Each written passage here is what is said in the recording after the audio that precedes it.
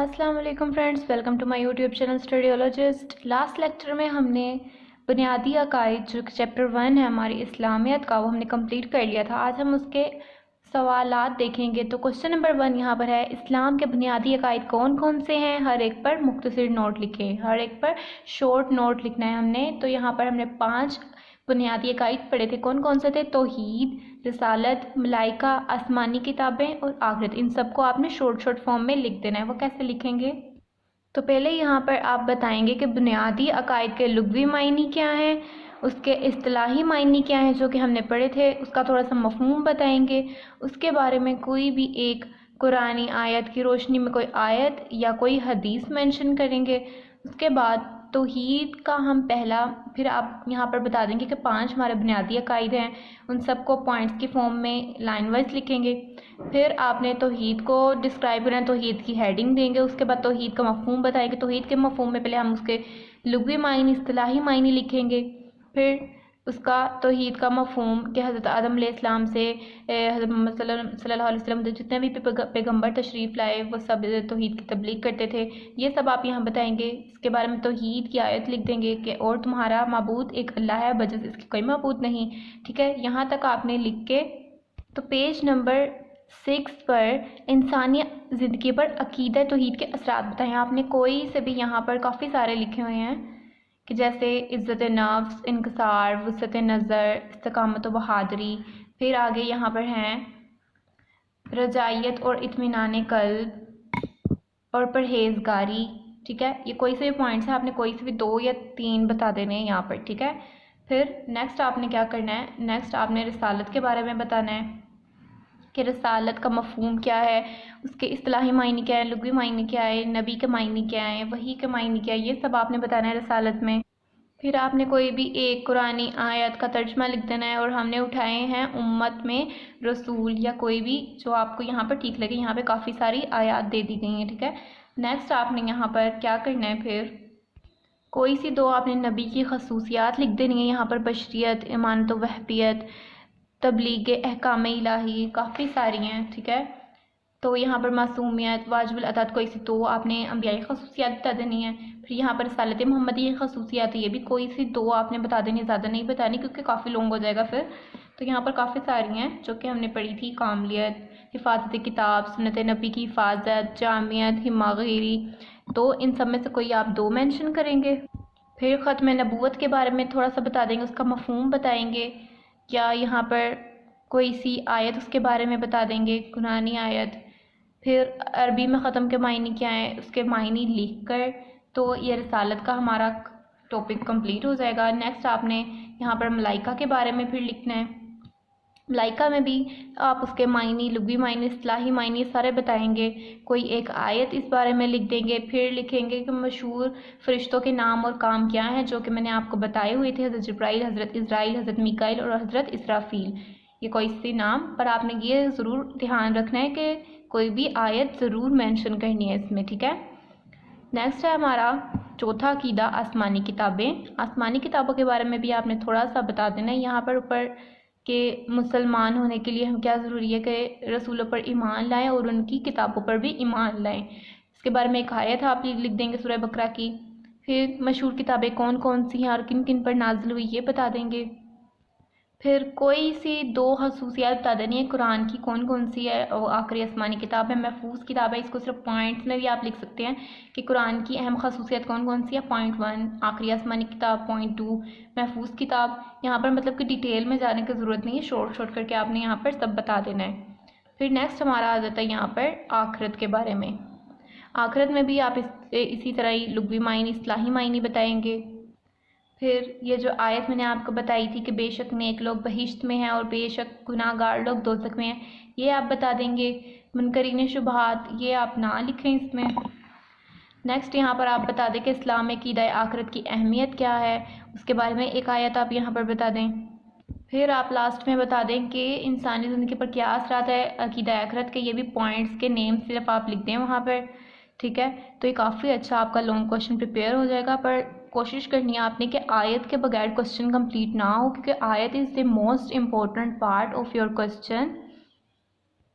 Next question number 2 है हमारा, वजूद बारी ताला के असबात में कुरानी दलाइल मुख्तसर लिखें। वजूद बारी ताला हमने पेज नंबर 1 में जाए यहाँ से, तो यहाँ पर आप थोड़ा सा बता देंगे वजूद बारी ताला का मफ़हूम क्या है, कि वो ज़ात जो वाजिबुल वजूद है, जिसका होना यकीनी और ना होना महाल है, मतलब कि हम सोच ही नहीं सकते कि वो ज़ात नहीं हो सकती।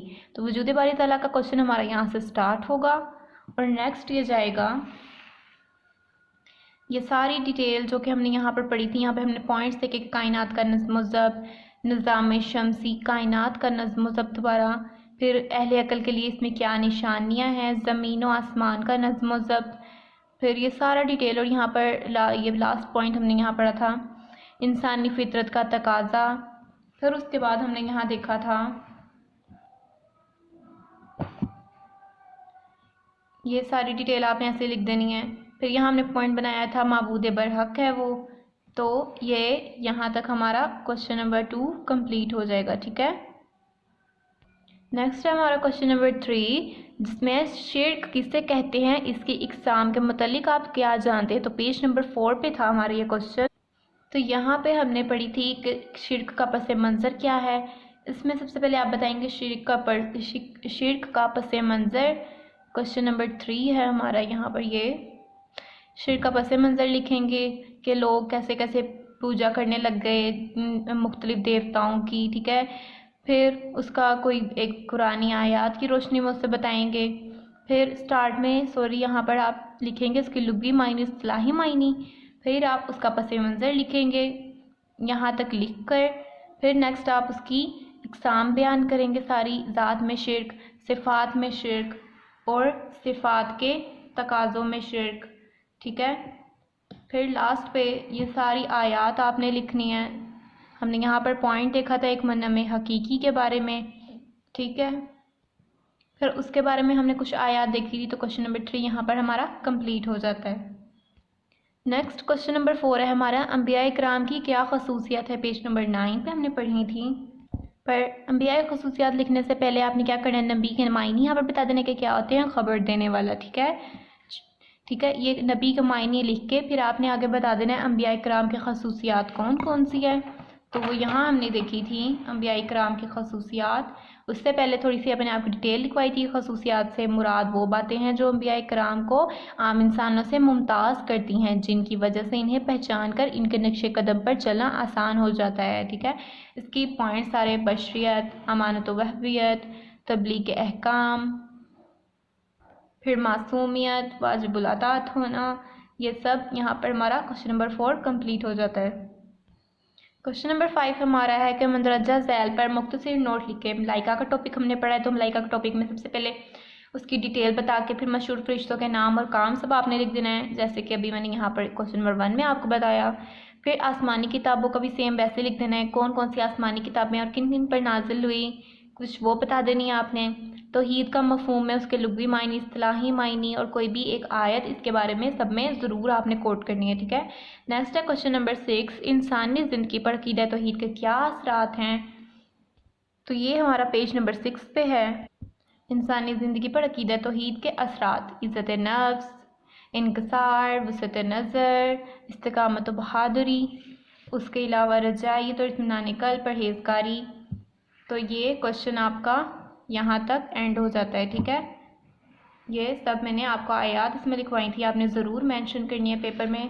पर इस क्वेश्चन में आपने क्या करना है, सबसे पहले इंसानी ज़िंदगी पर अक़ीदा तौहीद के असरात स्टार्ट करने से पहले आपने अक़ीदा तौहीद के बारे में बताना है कि ये हमारे बुनियादी अक़ाइद का अक़ीदा है, और उसके बारे में कोई भी एक आयत मेंशन कर देनी है, पीछे उसके मफ़हूम में लिखी हुई हैं। ये देखें, ये लुग़वी मायनी, इस्तिलाही मायनी तौहीद के बता के उसके बारे में एक आयत लिख के, जो कि मैंने आपको लिखवाई थी यहाँ पर, ये लिख के फिर आपने उसके असरात बता देने सब डिटेल में। ठीक है, नेक्स्ट है क्वेश्चन नंबर 7, रिसालत मुहम्मदी की खसूसियात। तो ये पेज नंबर 10 पे है। तो रिसालत मुहम्मदी की खसूसियात लिखने से पहले आपने यहाँ पर रिसालत के लुग़वी मायने बता देने, इस्तिलाही मायने बता देने हैं। ठीक है, रिसालत के बारे में कोई एक आयत लिख देनी, और हमने उठाए हैं हर उम्मत में रसूल, या ये वाली भी आप लिख सकते हैं। उसके बाद आप रिसालत मुहम्मदी की खसूसियात लिख देंगे सब, ये डिटेल में। यहाँ से क्वेश्चन हमारा स्टार्ट होता है। ये सारी पहली शरीयतों का नुस्ख, और नेक्स्ट है यहाँ पर पॉइंट हमारा कामलियत, हिफाजत किताब, सुन्नत नबी की हिफाजत, जामियत, हिमागिरी। तो ये क्वेश्चन हमारा यहाँ पर हमारा ये क्वेश्चन एंड हो जाता है। ठीक है, रिसालत मोहम्मद ये खसूसियात। नेक्स्ट है क्वेश्चन नंबर 8 कि कुरान मजीद की अहम खसूसियात कौन कौन सी है। पेज नंबर 14 पे है ये क्वेश्चन। तो यहाँ पर मैंने आपको लिखवाया था, इसको स्टार्ट करने से पहले कुरान आप वसल्लम पर नाजिल हुआ, आखिरी आसमानी किताब है, तमाम शरीयतों को मनसूख कर देती है, मतलब कि ख़त्म कर देती है, इसी पर अमल किया जाएगा। फिर उसके बाद आपने सारी इसकी खसूसियात बता देनी है कि आखिरी आसमानी किताब है, महफूज किताब है, जिंदा ज़ुबान वाली इल्हामी किताब है, आलमगीर किताब है। उसके बाद यहाँ पर हमने देखा था जामिया किताब है, अक्लो तहजीब की तायीद करने वाली किताब है, किताब एजाज है। ठीक है, तो यहाँ पर हमारा ये क्वेश्चन नंबर 8 कंप्लीट हो जाता है।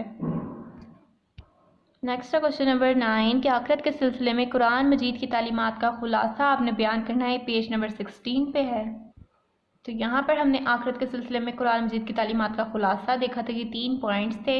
इसको लिखने से पहले भी आपने क्या करना है, यहाँ पर ये पीछे हमने सबसे पहले आखिरत में इसका आपने बता देना कि ये बुनियादी अकायद है आखिरत, उसके लुग़वी मायने, इस्लाही मायने लिख के थोड़ा सा मफहूम बता के फिर आपने उसके बारे में एक आयत बता देनी है और ये यहाँ तक आपने क्वेश्चन लिख देना है। ठीक है, फिर है क्वेश्चन नंबर 10 के मुनकरीन आखिरत के शुबहात और कुरान जवाब उसका क्या है वो आपने लिखना है। ये भी पेज नंबर 16 पे है कि मुनकरीन आखिरत के शुबहात और उनका कुरानी जवाब क्या है। यहाँ पर मैंने आपको बताया था कि जो मुशरिकीन लोग आखिरत के बारे में यकीन नहीं रखते तो उनके गुमान क्या थे। ये उनके गुमान थे 3 और अल्लाह ने उनका कुरानी जवाब क्या दिया था। ये सब आपने यहाँ पर डिटेल में लिख देना है।